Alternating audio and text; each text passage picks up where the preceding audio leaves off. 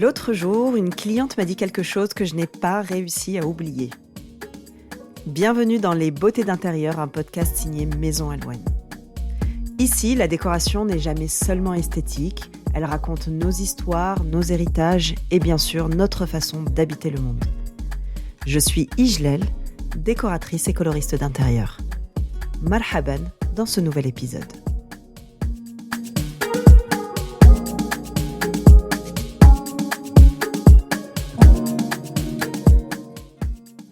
L'autre jour, une cliente m'a dit que depuis qu'on avait travaillé ensemble, elle avait appris à redécouvrir le beau chez elle. Alors bien sûr, il n'y a rien qui pouvait me faire plus plaisir que ça, mais j'avais surtout envie de revenir sur ce retour-là avec vous et de vous le partager, tout simplement parce qu'il est très révélateur de notre époque. Je pense qu'on est nombreux à penser que notre maison manque de charme. Alors qu'en fait, le problème ne vient pas du tout de notre maison. On va revenir sur un mythe qui est très répandu aujourd'hui, une idée reçue qui est de penser que les maisons anciennes sont forcément synonymes de charme et que les maisons modernes, elles, sont froides et impersonnelles. Et bien sûr, je fais partie de ces personnes qui, à un moment donné ou un autre, se sont mis en tête ce genre de choses. Et je vous le dis, alors que moi, je vis dans le Beaujolais, on est en pleine campagne, et ici, les maisons anciennes sont pour la plupart construites en pierre dorée, qui est la pierre de la région, qui est traditionnellement utilisée pour la construction des maisons. Et bien sûr, à chaque fois que je passe à côté d'une de ces maisons, et ça m'arrive tous les jours, je rêve d'un jour en acheter une et la rénover avec mon mari. Bon, ça c'est le rêve. Mais la réalité, c'est que je vis dans une maison qui a été construite il y a 5 ans, qui a bien entendu énormément d'avantages, et c'est pour ça qu'on l'a choisie. Mais bien sûr, comme elle a des éléments extrêmement contemporains, certains peuvent considérer que c'est une maison qui manque de charme. Si on la prend à nu, telle que nous l'avons achetée il y a maintenant 4 ans. Mur blanc, sol gris, porte en chêne clair, jusque-là rien d'extraordinaire. Alors je vous le donne en 1000, ce ne sont que des mythes. On a tous, à un moment donné, découvert des maisons modernes, contemporaines, ou alors on a peut-être même déjà été invité chez des personnes, et en entrant chez eux, on s'est dit « Oh là là, qu'est-ce que c'est beau !» Et pourtant, ce n'étaient pas des maisons en pierre qui dataient de 1850. Le vrai problème dans tout ça, en fait, c'est pas la structure, l'architecture des lieux, même si ça peut aider. Le vrai problème dans tout ça, c'est de ne pas avoir de direction dans la décoration qu'on décide de mettre en place chez soi. Quand on connaît la destination, on sait quel chemin emprunter. C'est exactement la même chose en décoration. Si je sais quelle ambiance je veux dans mon intérieur, quelle émotion j'ai envie de ressentir, quel style j'ai envie d'avoir chez moi, quels sont mes goûts, quelle partie de moi j'ai envie de voir inscrite sur mes murs, quelle partie de mon histoire, ça devient beaucoup plus facile de choisir mes meubles, de choisir la couleur que je vais appliquer sur mes murs, tous les matériaux et les tissus que j'ai envie de sentir sous mes doigts. Tout ça, ça devient une évidence en fait. On n'a plus besoin d'y réfléchir 1000 ans. Quand on est en magasin et qu'on tombe sur une pièce, un coup de cœur par exemple, on sait tout de suite si c'est quelque chose qui ira dans notre décoration ou pas. Et on ne doute plus. Donc si ça match, tant mieux, on peut le prendre et on peut continuer à penser et à acheter les éléments de notre décoration. Et puis si ça ne matche pas, on passe à autre chose et ce qui était un coup de cœur devient un objet qu'on oublie totalement. On perd moins de temps, moins d'argent, on va plus au petit bonheur la chance choisir les éléments qu'on va mettre chez soi et du coup on ira droit au but. On n'est pas là pour remplir des espaces, ce serait vraiment trop triste de s'arrêter à ça. On est là pour construire des lieux de vie. Et là, ça change tout. On ne va plus penser les objets que pour leur fonctionnalité ou que pour leur esthétique, mais on va faire en sorte de faire fusionner les deux. Et quand je parle de beauté, je ne parle pas que d'aspect physique, on va dire ça comme ça. La beauté est multiple, extrêmement subjective, et pour moi, elle devient belle, les objets deviennent beaux à partir du moment où ils racontent quelque chose.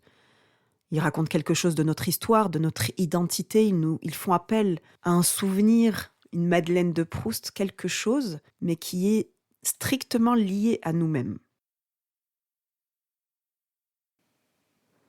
Si l'on essaye de suivre cette ligne directive, en fait, c'est le meilleur moyen d'arriver à une décoration qu'on appelle intemporelle aujourd'hui. Je vous le dis en mille, bien sûr, intemporel, c'est une notion qui n'existe pas vraiment, rien n'est intemporel. Mais la vérité, c'est que ça va être, on va construire des intérieurs desquels on va moins se lasser, parce qu'en fait, ça nous correspond à 100%. En fait, on va créer des intérieurs qui ne sont pas interchangeables. Si demain vous deviez vendre votre maison ou votre appartement, les personnes qui entreraient dans votre maison se diraient peut-être: ah, moi je vais tout changer. Et vous savez quoi? Ce serait une très bonne nouvelle. Parce que ça voudra dire qu'à partir du moment où vous avez vécu dans ces lieux, vous avez vraiment vécu dans ces lieux. Et peut-être même que vous créerez un coup de cœur au moment de l'achat. Parce que votre bien sera unique. Et c'est en ça que ce sera intéressant. Chez moi, et ça ne devrait plus vous surprendre maintenant, au bout de ces quelques minutes de cet épisode, ce qui fait la beauté de mon intérieur, c'est pas l'objet en lui-même et ce n'est pas la maison en elle-même, même si nous sommes très attachés à notre maison et à l'endroit où elle a été construite. Chez moi, il y a par exemple ce tableau dans le salon qui est une reproduction de La Cité dorée de Leila Chawa, qui est une artiste palestinienne. C'est une œuvre qui me touche énormément parce qu'elle parle de moi, elle parle de mon histoire et de cet amour que j'ai pour le monde arabo-andalou. Sans compter que les couleurs qu'elle a utilisées pour créer cette œuvre correspondent complètement à l'ambiance que j'ai envie d'instaurer chez moi. J'ai aussi ce vase carrément imparfait. C'est un vase qui doit avoir plus d'une 30aine d'années et qui est une poterie marocaine que j'ai chinée en ressourcerie. Je l'adore ce vase et quand je l'ai vu, je l'ai tout de suite pris parce qu'en fait, il me rappelle tous ces étés que j'ai passés au Maroc et durant lesquels mes parents achetaient de la poterie pour nous, mais aussi pour l'offrir après au retour de nos vacances à des amis, des voisins, des collègues. Et voilà, et quand je la vois, c'est vraiment cette Madeleine de Proust de nos vacances. Ce vase, il est complètement craquelé, imparfait, pas tout à fait droit. Et en plus, je peux même pas y mettre des fleurs fraîches parce qu'il fuit. Mais je l'aime tellement, il correspond tout à fait à la décoration qu'on a voulu pour notre intérieur. Et en termes de couleurs, il matchait parfaitement aussi. La vaisselle que j'utilise, notamment quand je reçois à la maison, est une vaisselle qui m'a été offerte par ma belle-mère. C'est une vaisselle qu'elle a chinée pendant des années dans les brocantes. Elle a essayé de retrouver à chaque fois de nouvelles pièces du même service. Et comme elle ne l'utilise plus tellement, elle a décidé de me l'offrir et j'étais tellement heureuse de recevoir cette vaisselle parce que, en plus d'être ancienne et jolie, elle parle de cet amour que ma belle-mère a eu pour la jolie vaisselle, de mon amour pour les belles tables et de mon envie de faire plaisir à mes invités, de tout ce qu'on partage chez nous, du fait qu'on adore voir notre maison pleine d'amis et de famille, même si c'est des fois fatigant. Bref, cette vaisselle, c'est plus qu'une vaisselle. Le bleu majorel que j'ai mis dans mon couloir, c'est un bleu qui parle de mes origines, bien entendu, mais qui est aussi une couleur qui était presque devenue une obsession pour mon mari et moi. On voulait absolument du bleu majorel chez nous, on adore cette couleur, elle est extrêmement profonde, elle a des reflets un peu violets par moments et selon la lumière du jour, et selon où on se place aussi. Elle est dynamisante, mais aussi, elle a un côté aussi très apaisant. C'est une couleur qui est chaleureuse, contrairement à ce qu'on pense, et qui a complètement transformé notre entrée. On est passé d'une pièce qu'on oublie rapidement, qu'on ne voit même plus, une pièce de passage, on entre, on enlève ses chaussures et on va vers une autre pièce, à une pièce qui attire l'attention à la seconde même où l'on met un pied à la maison. Et là, je ne vous parle que d'une infime partie de la décoration que j'ai chez moi. Et pourtant, on comprend tout de suite qu'il y a un lien entre chacun d'entre eux, qu'ils ne sont pas là au hasard et que même s'ils sont beaux, il n'y a clairement pas que ça qui compte.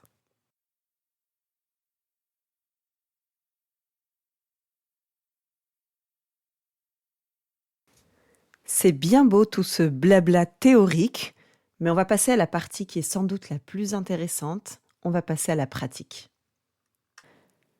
Alors si vous aussi vous avez envie de redécouvrir le beau chez vous, je vais vous donner quelques petits exercices simples à mettre en place dans l'objectif tout simple de ne pas créer des intérieurs interchangeables avec monsieur et madame tout le monde.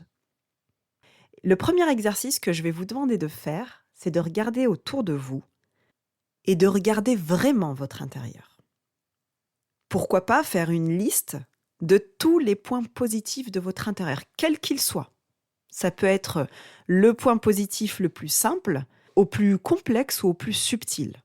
Commencez d'ailleurs par les plus simples, c'est ce qui va vous permettre de vous lancer dans cet exercice. Attention, le piège dans lequel il ne faut pas tomber, c'est de vous dire il n'y a pas de point positif parce que moi j'ai pas de parquet en pointe de Hongrie, j'ai pas de moulure sur mes murs, j'ai pas de grande hauteur sous plafond, etc., etc. On ne tombe pas dans ce piège. Vous allez devoir lister vraiment et chercher vraiment les points positifs de votre maison ou votre appartement. Parce qu'il y en a forcément.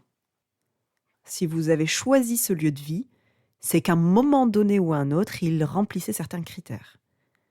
Et c'est vrai que notre cerveau a tendance à voir l'erreur, les choses qui ne vont pas, et donc on a tendance à se focaliser sur les points négatifs, les choses que l'on n'aime pas, comme moi et mon sol gris. Mais moi, comme vous, lorsque j'ai choisi cette maison, il y avait beaucoup de points positifs qui m'ont plu et qui m'ont fait choisir cette maison au point de me dire « Allez, c'est pas grave ce sol gris, on va en faire quelque chose ». Donc on va commencer par ça, on regarde vraiment son intérieur et on se fait notre petite liste. Et quand je dis regarder l'intérieur, c'est la maison en elle-même, mais aussi tout ce que vous avez comme objet chez vous aussi, comme meuble. Et il y a peut-être des objets ou des meubles qui ressortiront et qui attireront à nouveau votre attention. On glisse tout doucement vers le deuxième exercice. Et là, il va falloir, avec beaucoup de sincérité, de toute façon, vous êtes entre vous et vous-même, hein, mais avec beaucoup de sincérité, je vais vous demander de réfléchir donc aux choix, aux meubles, aux objets que vous avez utilisés chez vous, achetés, aux matériaux, vos stores, vos rideaux, vos draps, etc., etc. Ça peut être aussi les sols, hein, si c'est vous qui avez choisi les matériaux au sol, au mur, etc. Mais posez-vous une question qui est primordiale.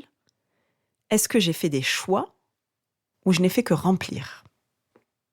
Si je vous donne l'exemple du sol, est-ce que j'ai mis un sol gris? On va revenir à ça. Est-ce que j'ai mis un sol gris parce que c'était le matériau le plus pratique, le moins cher, que j'arrivais au bout de ma rénovation et que j'avais pas d'autre choix, qu'il fallait bien mettre quelque chose, il fallait bien remplir ce sol et pas laisser une chape? Ou est-ce que j'ai vraiment fait un choix à travers ce carrelage gris? Et si ce n'est pas vous qui avez choisi les sols de votre maison comme ça a été mon cas, eh bien, essayez de réfléchir à d'autres choses parce que vous avez forcément apporté quelque chose dans votre maison. Avez-vous choisi ces éléments ou avez-vous simplement rempli votre maison?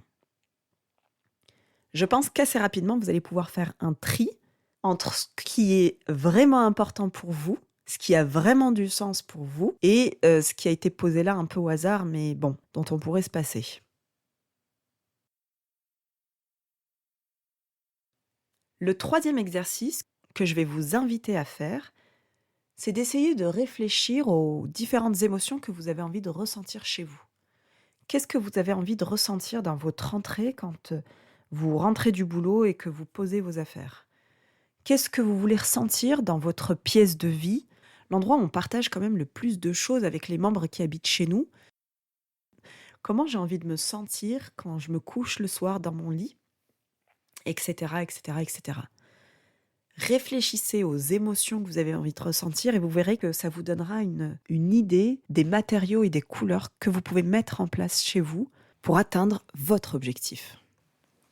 Alors faites ces exercices, ou au moins une partie, et vous verrez que vous aurez déjà commencé à actionner la machine qui vous permettra justement d'atteindre cet objectif de la maison de charme qui vit, qui raconte quelque chose, ou peut-être que dans 100 ans, quelqu'un rachètera votre maison et se dira qu'elle a énormément de charme parce que tout ce qui a été choisi pour faire vivre cette maison a du sens. Alors n'oubliez pas que le charme, il est clairement pas dans la maison en elle-même, mais il est dans ce qu'on décide d'en faire, dans ce qu'on décide d'oser et d'assumer. Et finalement, votre premier levier de transformation, c'est pas un achat, c'est un regard. Merci d'avoir écouté cet épisode des Beautés d'intérieur. Si cet épisode vous a parlé, partagez-le autour de vous ou laissez-moi une note, c'est ce qui m'aide le plus à faire grandir ce podcast. Et pour retrouver mon univers et mes projets, rendez-vous sur Instagram @maison.louane, ALOUANE, ou sur mon site internet www.maison-louane.com. À bientôt pour un nouvel épisode.